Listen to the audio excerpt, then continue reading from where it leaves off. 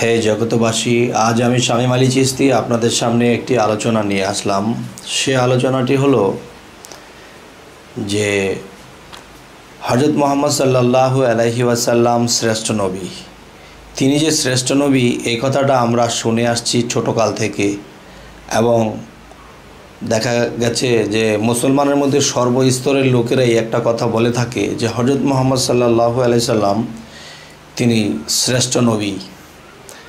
আচ্ছা, সমস্ত নবীদের সর্দার, এই কথাটা বলা হয়, কিন্তু এই কথাটা অন্য অন্য ধর্মের লোকেরা যদি মানে কম বেশি যেতটুকুই মানুষ, কিন্তু মুসলমান এই কথাটা অবশ্যই মানে। তবে আমি বলতে চাই যে এটা মানুষের মুখের কথা, কিন্তু আসলে কি শাস্ত্র গ্রন্থ কোরআনখানি এর মধ্যে কতটুকু প্রমাণ আছে? হাদিস খুললে, কোরআন খুললে কতটুকু প্রমাণ আছে যে তিনি শ্রেষ্ঠ নবী, সকল নবীর সর্দার? হে জগতবাসী, তো আজকের যে আলোচনাটি, সেই আলোচনাটির মূল বিষয় হলো যে অবশ্যই আমরা প্রমাণ করব কিছু কিছু কথা দিয়ে যে হযরত মুহাম্মদ সাল্লাল্লাহু আলাইহি সাল্লাম শ্রেষ্ঠ নবী এবং সকল নবীদেরও সর্দার।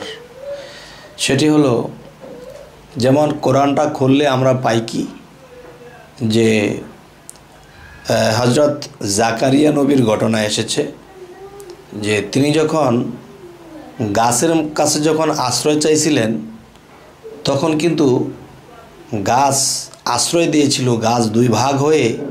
তখন দেখা গেছে জাকারিয়া নবীকে সেই গাছের ভিতরে নিয়েছে, এবং দেখা গেছে আল্লাহর কাছে সাহায্য চাইনি, গাছের কাছে যখন সাহায্য চাইল তখন গাছ তাকে বাঁচাইতে পারলো না।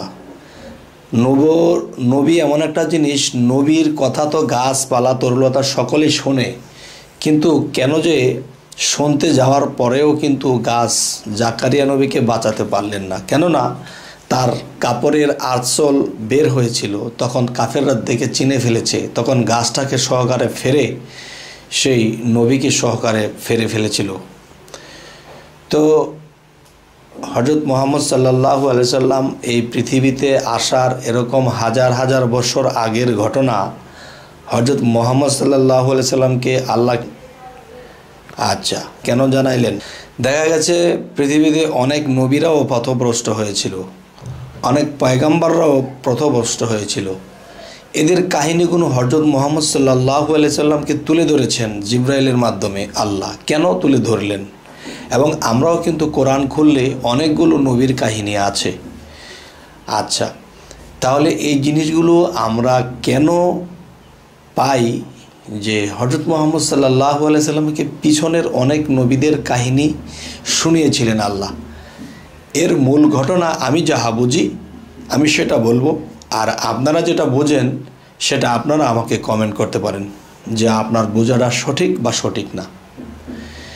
যে হযরত মুহাম্মদ সাল্লাল্লাহু আলাইহি ওয়াসাল্লামকে আল্লাহ যদি সর্বশ্রেষ্ঠ কাতারে রেখে থাকে এবং সকল নবীদের সর্দার হিসাবে তাকে রেখে থাকে, তার প্রমাণ এটাই আমি পাই যে যেমন জাকারিয়া নবী এবং ইউনুস নবী এদেরকে যখন পাঠাইছিল, তখন কিন্তু মানুষ হেদায়েতের জন্য পাঠাইছিল, তখন তারা কিন্তু আল্লাহ যেই পথে যাইতে বলছে তারা অন্য পথে ছুটেছে। তখন ইউনুস নবীকে কিন্তু মাছে খেয়ে ফেলেছিল। তাহলে এই জিনিসগুলো কেন হযরত মুহাম্মদ সাল্লাল্লাহু আলাইহি ওয়াসাল্লামকে শোনাইলেন? এই কারণেই যে হে দোস্ত, আপনি আমার শ্রেষ্ঠ বন্ধু, আপনার উপরে আমার কোনো বন্ধু নেই। তাই আমি অন্য অন্য নবীর জীবনের কাহিনী দিয়ে আমি আপনাকে সতর্ক করছি। আমি মুহাম্মদ সাল্লাল্লাহু আলাইহি সাল্লাম আমার দোস্ত শ্রেষ্ঠ নবী, আমি আপনাকে সৃষ্টি করিয়াছি, আপনাকে সৃষ্টি না করলে কোনো কিছুই সৃষ্টি করতাম না। তো এই জন্য যে বিভিন্ন নবীদের কাহিনী তুলে ধরা হয়েছে যে এই নবী এই দোষ করেছিল, ওই জাকারিয়া নবী গাছের কাছে আশ্রয় চাইছিল, ওই ইউনুস নবী ভুল করে ফেলেছিল, তখন তাকে মাছে খেয়ে ফেলেছে, তাকে আবার আমি আল্লাহই তাকে রক্ষা করেছি। তাহলে তাদের দ্বারা যেই ভুল হয়েছে, হে দোস্ত, হে মুহাম্মদ, আপনার দ্বারা যেন এরকম কোনো ভুল না হয়। যদি এই ধরনের কোনো ভুল আপনার দ্বারা হয় তাহলে আমি লজ্জিত হব, কেননা আপনাকে আমি শ্রেষ্ঠ বন্ধুর উপাধি দিয়েছি, শ্রেষ্ঠ নবীর উপাধি দিয়েছি। তাহলে সেই শ্রেষ্ঠ নবী শ্রেষ্ঠ বন্ধুর যদি এরকম কোনো ভুল হয় তখন আমি ছোট হয়ে যাব। তাই আমি আপনাকে সতর্কবাণী হিসেবে আমি বাকি নবীদের কাহিনী আপনাকে শুনিয়েছি, যাতে এরকম ভুল আপনার দ্বারা না হয়। সুবহানাল্লাহ। হে জগতবাসী, এখন আমাদের পালা, কেননা নবুয়ত খতম, নবী আর আসবে না। তো এখন বেলায়েতের যুগ, ওলি আউলিয়ার যুগ। এখন কি করতে হবে? আমরা সেই কোরআনটাকেই লক্ষ্য করব। যেই ভুলগুলো পূর্বপুরুষদেরকে করতে দেখা গেছে, আর সেই জিনিসগুলো কোরআনের মাধ্যমে যেহেতু আল্লাহ আমাদেরকে দিয়ে গেলেন, তখন হযরত মুহাম্মদ সাল্লাল্লাহু আলাইহি ওয়াসাল্লামের দ্বারা এরকম কোনো ভুল হয়নি। এখন আমরা যদি হযরত মুহাম্মদ সাল্লাল্লাহু আলাইহি ওয়াসাল্লামের উম্মত হয়ে থাকি, তো আমাদের দ্বারাও যেন এরকম ভুল না হয়। এই জন্য বলি কি, যে কোরআনটার দিকে আমাদের অবশ্যই খুব নজর করে দেখতে হবে যে আল্লাহ আসলে কি কি বুঝাইতে চাইছেন। এই সতর্কবাণী যদি অবলম্বন করি আমরা, তো অবশ্যই আমরা বহু পাপ থেকে বেঁচে থাকব। আচ্ছা, এবং দেখা গেছে অন্য নবীরও কিন্তু উম্মত ছিল, তারা কিন্তু শ্রেষ্ঠ নবীর মধ্যে ছিল না।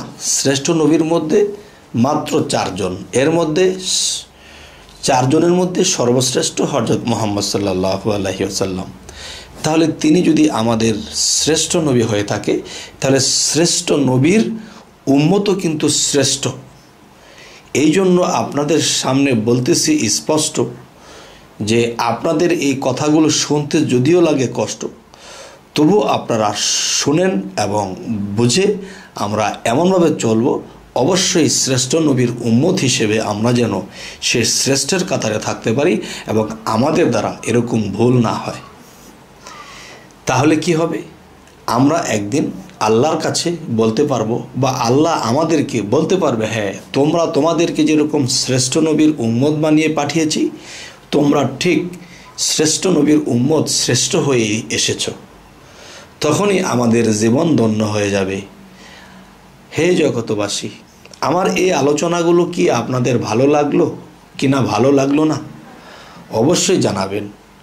এবং আমাদের এই আলোচনা যদি আপনাদের ভালো লাগে তো অবশ্যই সাবস্ক্রাইব করবেন, এবং পরবর্তীতে আমাদের ভালো ভালো ভিডিওগুলো যেন আপনাদের সামনে উপস্থিত হয়। তো আজ এই বলেই রাখবো। সকলেই ভালো থাকবেন। আল্লাহ হাফিজ।